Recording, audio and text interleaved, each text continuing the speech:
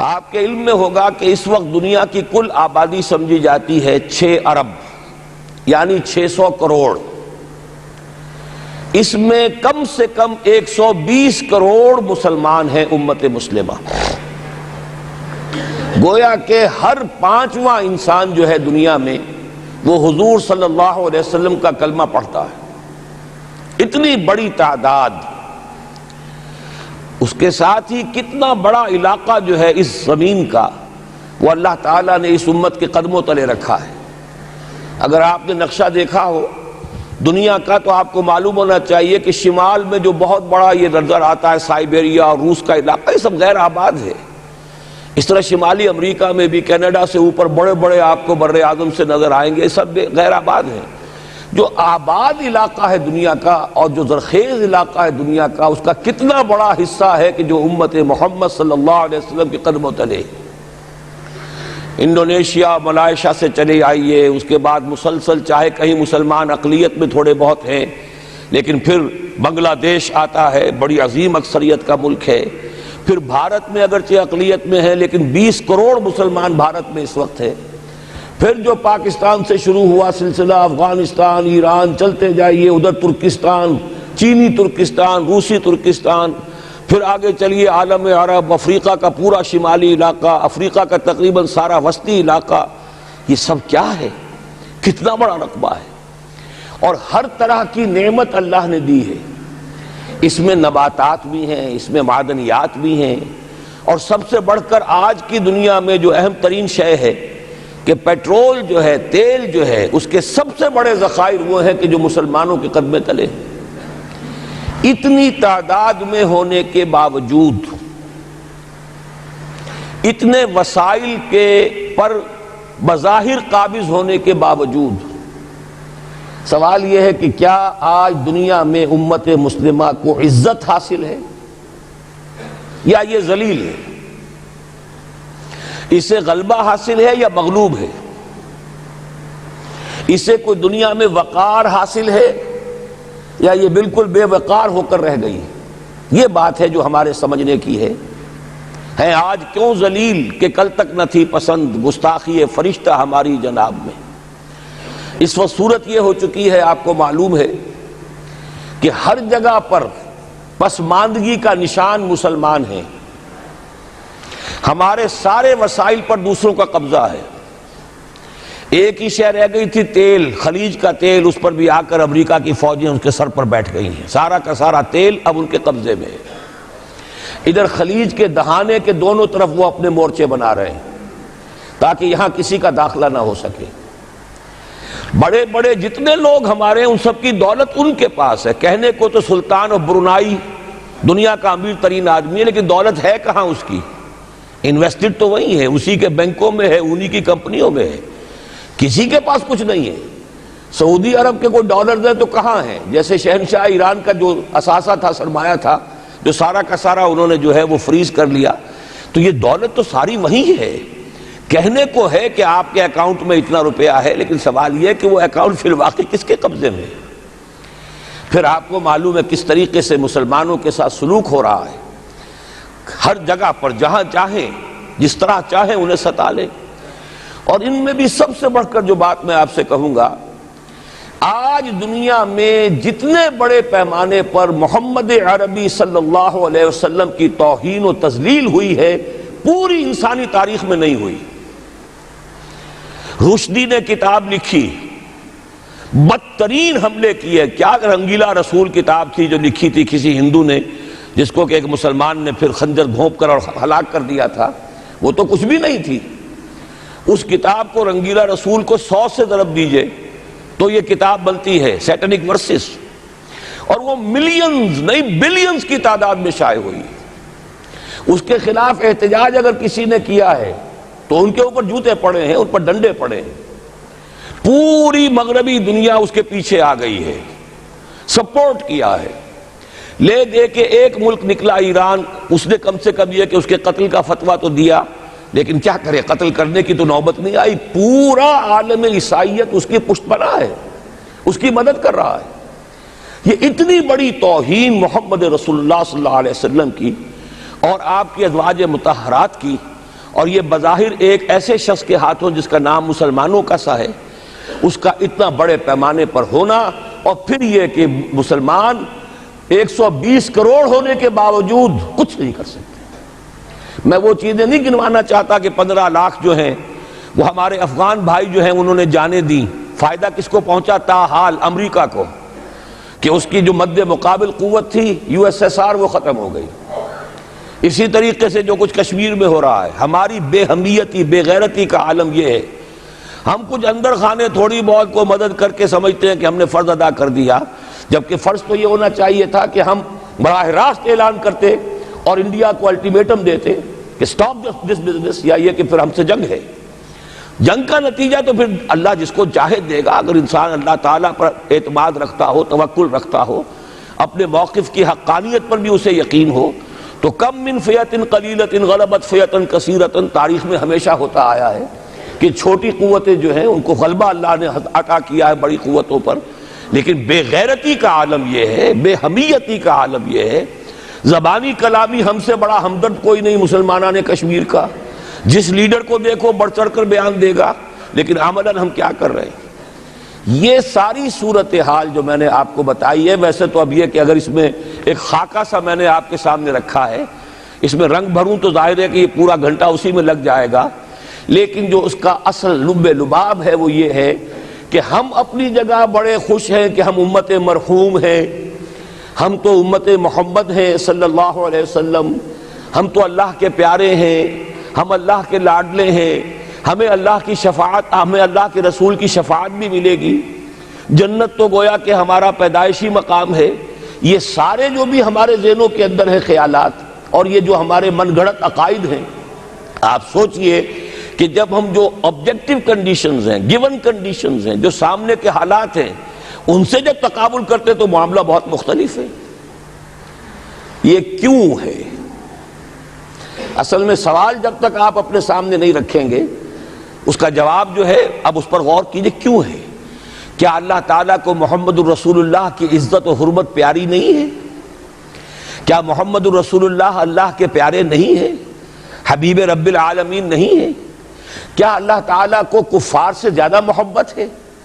کیا وجہ ہے؟ رحمتیں ہیں تیری اغیار کے کاشانوں پر، اور برف گرتی ہے تو بیچارے مسلمانوں پر۔ سائنس میں وہ آگے ہیں، مالیات پر ان کا شکنجہ کسا ہوا ہے پوری دنیا پر، تہذیب ان کی ہے، تمدن ان کا ہے، ہم تو ان کے کیمپ فالوورز ہیں، نقش قدم پر چل رہے ہیں، ہم تو ان کی صرف یہ کہ نقالی کر رہے ہیں۔ تو سوچئے وجہ کیا ہے؟ کیا اللہ کو کفر زیادہ پسند ہے اسلام سے؟ کیا اللہ کو محمد الرسول اللہ صلی اللہ علیہ وسلم کی عزت و حرمت کا کوئی خیال نہیں؟ سوچنے کی بات ہے۔ ظاہر بات ہے کہ ان سوالات کا جواب تو ہاں میں آپ نہیں دے سکتے، یقیناً ایسا نہیں ہے۔ بہرحال وہ کافر ہیں، وہ اللہ کو نہیں مانتے، اللہ کے رسول کو نہیں مانتے، چلیے اللہ کو کسی نام سے مان لیا، گاڈ کہہ دیا، لیکن اللہ کے رسول کو تو نہیں مانتے۔ ایمان کا سارا دار و مدار تو رسالت پر ہے، اللہ کے اس کلام کو تو نہیں مانتے، اور اس کے باوجود ان کے لیے عزت ہے۔ رحمتیں ہیں تیری اغیار کے کاشانوں پر، برف گرتی ہے تو بیچارے مسلمانوں پر۔ یہ ایک لمحہ فکریہ ہے، یہ سوچنے کی بات ہے کہ ایسا کیوں ہے۔ اس کا جو جواب میں آپ کو دوں گا وہ ذرا سا کڑوا جواب ہے۔ نوارا تلخ ترمیزن چو ذوق نغمہ کمیابی، بات کہنی پڑتی ہے جب تک کہ کڑوی بات کہی نہ جائے، حقائق کو دیکھنے کی جرت پیدا نہ کی جائے، مواجہہ نہ کیا جائے، فیکٹس کو فیس نہ کیا جائے، اس وقت تک بات صحیح نہیں ہوگی، اور نہ ہم صحیح تشخیص کر سکیں گے، نہ صحیح تجویز کی طرف ہمارا ذہن منتقل ہوگا۔ میں بہت سخت بات کہہ رہا ہوں، آج آسمان کے نیچے اس زمین پر عذاب الہی میں گرفتار امت مسلمہ ہے۔ بالفعل آج ہم امت مرحومہ نہیں ہیں، رحمت والی امت نہیں ہیں، امت معذبہ ہیں۔ آج ہم پر اللہ کا عذاب ہے۔ وہ کیوں ہے؟ دیکھیے اللہ کا قانون یہ ہے، اور یہ اللہ کی سنت ہے، میں نے اپنی ایک کتاب میں اس پر مفصل بہت مضمون لکھا ہے، قرآن کا قانون عذاب۔ ایک عذاب تو آیا کرتا تھا ان قوموں پر جن کی طرف اللہ رسول بھیجتا تھا، اِنَّا أَرْسَلْنَا نُوحًا إِلَىٰ قَوْمِهِ، اگر رسول کی بات مان لی تو قوم کے لیے بہت خوشحالی ہے، مبارکباد ہے، اللہ کی رحمتوں کے سائے ہیں، اور نہیں مانی تو بربادی ہے، تباہی ہے، خاتمہ ہے۔ پوری قوم نوح غرق کر دی گئی، پوری قوم عاد ختم کر دی گئی، حضرت ہود کو نہیں مانا۔ پوری قوم سمود ختم کر دی گئی، حضرت صالح کو نہیں مانا۔ عمورہ اور صدوم کی بستیاں ختم کر دی گئی، حضرت لوط کو نہیں مانا۔ آل فرعون غرق کر دیے گئے، حضرت موسیٰ کو نہیں مانا۔ مدین کے علاقے کو تباہ کر دیا گیا، حضرت شعیب کو نہیں مانا۔ یہ بات سمجھ میں آ گئی؟ لیکن جب سے نبوت اور رسالت کا سلسلہ ختم ہوا، اس قسم کا عذاب اب دنیا میں نہیں آ سکتا۔ وَمَا كُنَّا مُعَذِّبِينَ حَتَّى نَبْعَثَ رَسُولًا، ایسا عذاب ہم نہیں بھیجتے رہے جب تک کہ رسول کو نہ بھیج دیں۔ رسول آ گیا، اس نے حق کو بیان کر دیا، بات کو کھول کھول کر مبرہن کر دیا، ہر چیز واضح کر دی، کوئی مغالطے کا امکان نہ رہا۔ جاء الحق وزهق الباطل، ہر شے جو ہے دودھ کا دودھ، پانی کا پانی جدا ہو گیا۔ اب بھی جس نے نہیں مانا تو معلوم ہوا اس میں کوئی خیر نہیں ہے، اب خیر کا فقدان ہے۔ تو اس قوم کو جیسے کہ آپ باغ کے اندر جھاڑو دے کر جب کوئی آندھی چلے تو پتے گرے ہوئے ہوتے ہیں، ان پتوں کو ایک جگہ جمع کر کے اسلائی دکھا دیتے ہیں تاکہ یہ پتے جو ہیں یہاں پر بدزیبی کا ذریعہ نہ بنے، تو پوری قوم ہلاک، کأن لم یغنوا فیہا، ایسے ہو گئے جیسے تھے ہی نہیں۔ یہ عذاب اب نہیں آئے گا، اس لیے کہ آخری نبی، آخری رسول محمد الرسول اللہ صلی اللہ علیہ وسلم۔ اب آج جو عذاب آتا ہے، دیکھیے کافروں کے لیے عذاب اصل میں آخرت میں ہے۔ دار العذاب، دار الجزا، وہ تو آخرت ہے، یہ تو دار الامتحان ہے۔ اب جو عذاب آتا ہے وہ اس قوم پر جو ہو تو حامل کتاب الہی، شریعت خداوندی کی کسٹوڈین، اللہ کے رسول کی نام لیوا، اس کے ساتھ عشق کا دعویٰ کرنے والی، عمل اس کے برعکس ہو۔ حالانکہ اللہ نے اگر اسے وہ مقام دیا، اللہ نے اس کی طرف رسول بھیجا اور اسے رسول کے امتی بننے کا شرف عطا کیا، اسے اپنا کلام دیا، کتاب دی، اسے اپنی شریعت دی، تو کس لیے دی؟ تاکہ اس پر خود بھی عمل کریں، اسے دوسروں تک بھی پہنچائیں۔ وہ گویا کہ اس روئے ارضی پر وہ امت، وہ قوم اللہ کی نمائندہ قوم ہوتی ہے، ریپرزنٹیٹو ہوتی ہے۔ اے انسانوں، ہمارے پاس ہے تمہارے خالق اور مالک اور پروردگار کا قانون، ہمارے پاس ہے اس کی ہدایت، ہمارے پاس ہے اس کی کتاب، ہمارے پاس ہے اس کے رسول کا اسوہ۔ آؤ ہماری طرف، ہمیں جانچو، ہمیں پرکھو، ہمیں دیکھو، ہم واقعتاً اسی کتاب کے مطابق چل رہے ہیں نا؟ دیکھ لو ہم جو کہتے ہیں وہی کرتے ہیں نا؟ وہی بات تو نہیں ہے کہ لما تقولون ما لا تفعلون، کبر مقتا عند اللہ ان تقولوا ما لا تفعلون۔ آؤ دیکھو ہم نے اس کتاب کے مطابق، اللہ کی ہدایت کے مطابق کیسا اچھا معاشرہ بنایا ہے، کیسا انصاف ہے، کیسا امن ہے، کیسا بھائی چارہ ہے، کیسی اخوت ہے۔ آؤ دیکھو ہمارے ہاں تقسیم دولت کا نظام کتنا صحیح ہے۔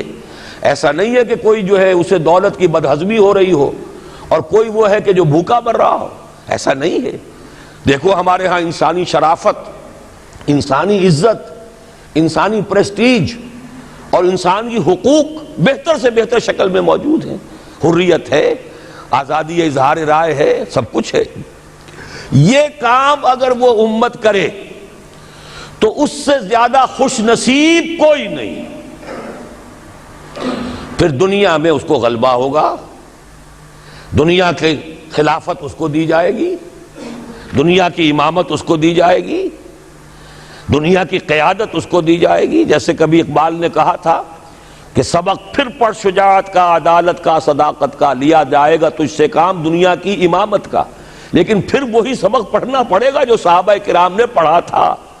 جب صحابہ کرام نے وہ سبق پڑھا تھا تو دنیا کی امامت اللہ نے ان کو عطا کی تھی کہ نہیں کی تھی؟ اگر تو اس کے مطابق عمل ہے تو ان سے زیادہ اللہ کو محبوب کوئی نہیں، اور اگر طرز عمل برعکس ہو جائے، کہیں کچھ اور کریں کچھ اور، کہیں یہ کہ قرآن پر ہمارا ایمان ہے اور اس کے قانون کو نافذ نہ کریں، کہیں یہ کہ ہماری تو محبوب ترین شخصیت محمد ہیں اور ان کی سنت کے اوپر عمل نہ کریں صلی اللہ علیہ وسلم. قرآن نے جس شے کو حرام کیا ہے اس کا استعمال کر رہے ہوں. اگر طرز عمل یہ ہو اور یہ طرز عمل اس حد کو پہنچ جائے کہ دنیا تانے دے یہ مسلمان کہاں اسلام دنیا میں ہمیں دکھاؤ, کہاں اسلام ہے, یہ مسلمان کیا اسلام پر کاربند ہے؟ جارج برنارڈ شاہ نے کہا تھا کہ میں جب قرآن پڑھتا ہوں تو محسوس کرتا ہوں اس سے بہتر کتاب کوئی ممکن نہیں, لیکن جب مسلمانوں کو دیکھتا ہوں تو محسوس کرتا ہوں ان سے زیادہ ذلیل قوم دنیا میں کوئی نہیں. یہ کنٹراسٹ ہے جو ہم اپنے وجود سے پیش کر رہے ہیں. کیا اس کی وجہ سے لوگ اسلام کی طرف راغب ہوں گے یا اسلام سے متنفر ہوں گے؟ کیا ہمارا منہ ہوتا ہے ہم باہر جاتے ہیں, اسی لیے ہم تو تبلیغ, میں تو کم سے کم وہاں جا کر جو مسلمان کھوئی ہوئی بھیڑیں ہیں امت محمد صلی اللہ علیہ وسلم کی, انہی کو ریکلیم کرنے کی کوشش کرتا ہوں, جیسے کہ حضرت مسیح نے کہا تھا میں تو بنی اسرائیل کے گھرانے کی کھوئی ہوئی بھیڑوں کی تلاش میں آیا ہوں. میرا منہ نہیں ہے کہ میں وہاں کسی امریکن سے بات کروں, وہ یہ کہے گا تم اپنا گھر تو سنوارو, فزیشن ہیل تھائی سیلف. تم ایک چھوٹا سا ملک نہیں چلا سکتے, تم نے اس کا بیڑا غرق کر کے رکھ دیا ہے, تم نے اسے کورٹ آف وارڈ بنوا دیا ہے IMF کا. ہاں یہاں تو گھڑی گھڑی جو ہے قرقمین آتے ہیں IMF کے اور ورلڈ بینک کے قرقی کرنے کے لیے. ہر روز ایک نئی قرقی ہو رہی ہے, ہر روز جو ہے آج پھر گاڑیوں کا کرایہ بڑھ رہا ہے, بجلی کا کرایہ قرقی ہو رہی ہے. عوام کے اندر جو بھی راہسا رہ گیا اسے بھی چوسنے کا اور کشید کرنے کے لیے. ایک حکومت کو گرا دو وہ تو بدنام کر دی گئی, دوسری حکومت لے آؤ اس کے ہاتھوں کچھ کام کروا لو, وہ بدنام ہو جائیں گے تو ان کو بھی ہٹا دینا. ان کا کیا کھیل ہے, یہ کھیل کھیلتے رہیں گے اور اس میں یہ ہے کہ اپنی قرقیاں کرتے چلے جاؤ. یہ حال اب کیا میرا منہ ہے کہ میں جا کر وہاں بات کروں؟ تم اپنے گھر کو دیکھو, تم اپنے ملک کو دیکھو. ایک وہ ہے جنہیں تصویر بنا آتی ہے, ایک تم ہو کہ لیے اپنی بھی صورت کو بگاڑ. ایک ہی ساتھ تم آزاد ہوئے تھے, ہندو بھی تھے کہ نہیں تھے, انہوں نے اس ملک کو بنایا ہے, اپنی معیشت کو, اپنی اکانومی کو اپنی بنیادوں پر, اپنے پاؤں پر, اپنے پیروں پر کھڑا کیا ہے. آج جو ہے وہ ایک منی سپر پاور بن چکا ہے, اور وہ کہ ڈرتا تھا پاکستان دو طرف سے ہمیں جو ہے قابو میں کر لے گا. پہلے تقریباً 20 برس جو ہیں ہندوستان کے, بھارت کے کانپتے ہوئے گزرے ہیں پاکستان سے. اب 30 برس سے جو صورتحال ہے وہ آپ کو معلوم ہے. تو صورت یہ ہے کہ جب کوئی قوم جو امت مسلمہ ہو یہ طرز عمل اختیار کرتی ہے تو عذاب اس پر آتا ہے. بڑی کڑوی بات ہے.